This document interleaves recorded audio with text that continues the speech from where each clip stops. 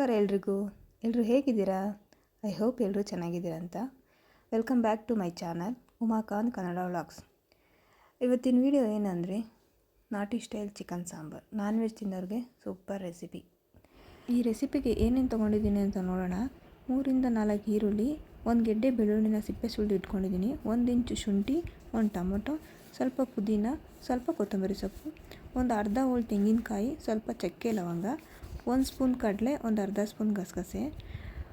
ಈರುಳ್ಳಿ ಜಾಸ್ತಿ ಹಾಕಿರೋದ್ರಿಂದ ಸಾಂಬಾರು ಸ್ವೀಟ್ನೆಸ್ ಬಂದ್ಬಿಡುತ್ತೆ ಅಂತ ನಾನು ಮೆಣಸಿನ್ಕಾಯಿ ಜಾಸ್ತಿ ಹಾಕಿದ್ದೀನಿ. ಒಂದು 10 ಮೆಣಸಿನ್ಕಾಯಿ, ಒಂದು 5 ರಿಂದ 6 ಬ್ಯಾಡಗೆ ಮೆಣಸಿನ್ಕಾಯಿ, ಒಂದು 4 ಸ್ಪೂನ್ ಧನಿಯಾ ಪುಡಿ ಮನೆಯಲ್ಲೇ ಮಾಡ್ಕೊಂಡಿರೋದು.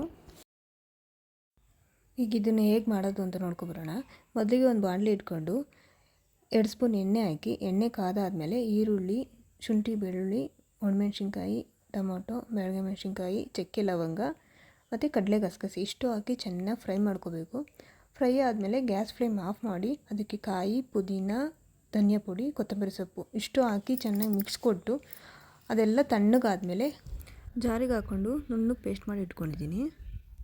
ನಾವಿರೋದು ಹಳ್ಳಿ ಸೈಡ್ ಆಗಿರೋದ್ರಿಂದ ನಮ್ಮ ಕಡೆ ಯಾವ ಥರ ಮಾಡ್ತೀವಿ ಅಂತ ತೋರಿಸ್ತಾ ಇದ್ದೀನಿ.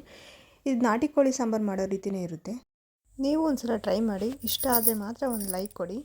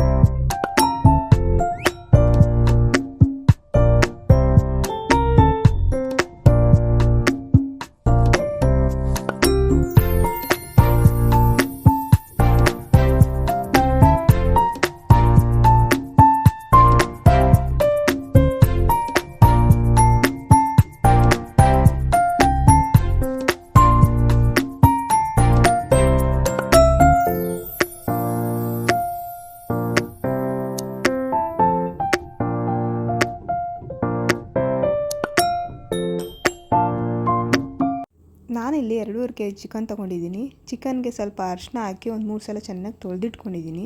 ಹಾಗೆ ಒಂದು ಕುಕ್ಕರ್ ಇಟ್ಕೊಂಡು 1 ಸ್ಪೂನ್ ಎಣ್ಣೆ ಹಾಕಿ ಈರುಳ್ಳಿ, ಅರಿಶಿನ, ಚಿಕನ್ ಹಾಕಿ ಮಿಕ್ಸ್ ಕೊಟ್ಟು ರುಚಿಗೆ ತಕ್ಕಷ್ಟು ಉಪ್ಪು ಹಾಕಿ ಚಿಕನ್ ನೀರು ಬಿಟ್ಕೊಂಡು ಡ್ರೈ ಆಗೋವರೆಗೂ ಬಿಟ್ಟು ರುಬ್ಬಿಟ್ಕೊಂಡಿರೋ ಮಸಾಲೆ ಹಾಕಿ ನಮಗೆ ಎಷ್ಟು ಬೇಕೋ ಅಷ್ಟು ನೀರು ಹಾಕ್ಕೊಂಡು ಸ್ವಲ್ಪ ಕೊತ್ತಂಬರಿ ಸೊಪ್ಪು ಹಾಕಿ ಒಂದು 3 ರಿಂದ 4 ವಿಸಿಲ್ ಹಾಕ್ಸಿದ್ರೆ ನಾಟಿ ಸ್ಟೈಲ್ ಮೊಟ್ಟೆ ಕೋಳಿ ಸಾಂಬಾರು ರೆಡಿ.